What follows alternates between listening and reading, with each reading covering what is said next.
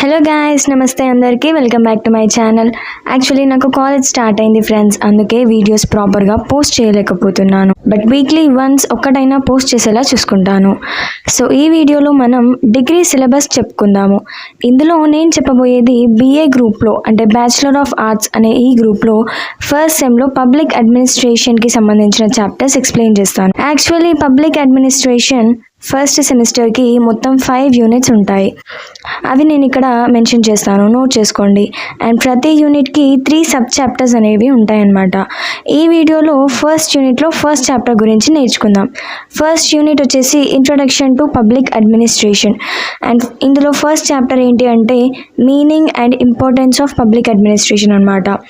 Introduction చూసుకుంటే యాక్చువల్గా public administration అనే ఈ సబ్జెక్ట్ పొలిటికల్ సైన్స్ నుండి వచ్చిందనమాట. అంటే it was derived from political science. Political science అంటే మనకి 12th స్టాండర్డ్లో ఉంటుంది, అది అందరికీ తెలిసిందే. సో ఫస్ట్ పొలిటికల్ సైన్స్ అనేది 2nd ఇంకా 3rd సెంచరీస్ నుండి ఉందన్నమాట. So it has a long history. ఈ పొలిటికల్ సైన్స్ అనేది మోస్ట్లీ 2 ఆర్గన్స్తో డీల్ చేస్తుంది. అవి స్టేట్ అండ్ గవర్నమెంట్ అనమాట. ఈ పొలిటికల్ సైన్స్ అనేది చాలామంది గ్రీక్ పొలిటికల్ థింకర్స్ అండ్ ఇంకా పొలిటికల్ సైంటిస్ట్ దీన్ని సైంటిఫిక్గా ప్రాక్టికల్గా స్టడీ చేశారు. Like Socrates, Plato, Aristotle. ఇక్కడ ఒక ఇంట్రెస్టింగ్ ఫ్యాక్ట్ ఏంటి అంటే సోక్రటీస్ యొక్క స్టూడెంట్ ప్లాటో అనమాట. ప్లాటో యొక్క స్టూడెంట్ అరిస్టాటిల్. ఇందులో అరిస్టాటిల్ని father and master of political science అని కూడా అంటారు. He wrote a famous book called politics. Aristotle 158 city స్టేట్స్ని సైంటిఫిక్గా అబ్జర్వ్ చేశాడు. ఈ సిటీ స్టేట్స్ అనేవి స్టేట్ అనేది ఎమర్జ్ కాకముందు ఉండేవన్నమాట. ఈ సిటీ స్టేట్స్కి examples like Rome, Sparta, Italy, Greece, Athens. ఇవి మనకి యూరోపియన్ కాంటినెంట్లో కనిపిస్తాయి. ఈ సిటీ స్టేట్స్ ఉన్నప్పుడు మనకి డైరెక్ట్ డెమోక్రసీ ఉండేది.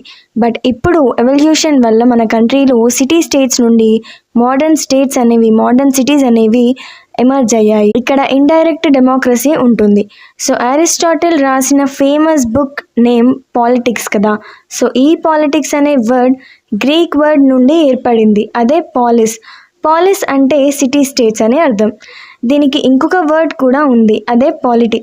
Polity means nothing but state and government. State అంటే political organisation and government means administrative machinery. ఇవి కంట్రీలో లా అండ్ ఆర్డర్ని ఇంకా పీస్ అండ్ సెక్యూరిటీని మెయింటైన్ చేస్తాయి. సో ఫైనల్గా చెప్పేది ఏంటంటే political science is related to policy making body. ఇప్పుడు పబ్లిక్ అడ్మినిస్ట్రేషన్ గురించి చూసుకుంటే Woodrow Wilson is the father of public administration. ఈ పబ్లిక్ అడ్మినిస్ట్రేషన్ అనేది అనేక సోషల్ సైన్స్లో ఒకటి, which is deviated from political science. So public add అనేది పాలసీ ఇంప్లిమెంటేషన్కి రిలేటెడ్ అనమాట.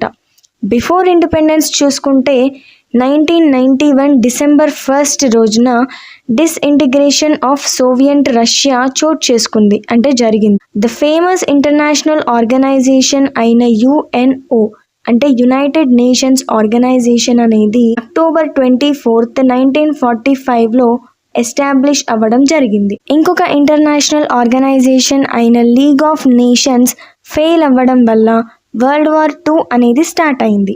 సో ఈ 2 వరల్డ్ వార్స్ అయిన తరువాత మళ్ళీ ఇలాంటి ఇంకొక వార్ జరగకుండా ఉండాలి అని, అంటే to prevent World War III, ఇంకొక ఇంటర్నేషనల్ ఆర్గనైజేషన్ అయితే ఎస్టాబ్లిష్ అవ్వడం జరిగింది, అదే నామ్ అంటే నాన్ అలైన్మెంట్ మూమెంట్ అనమాట.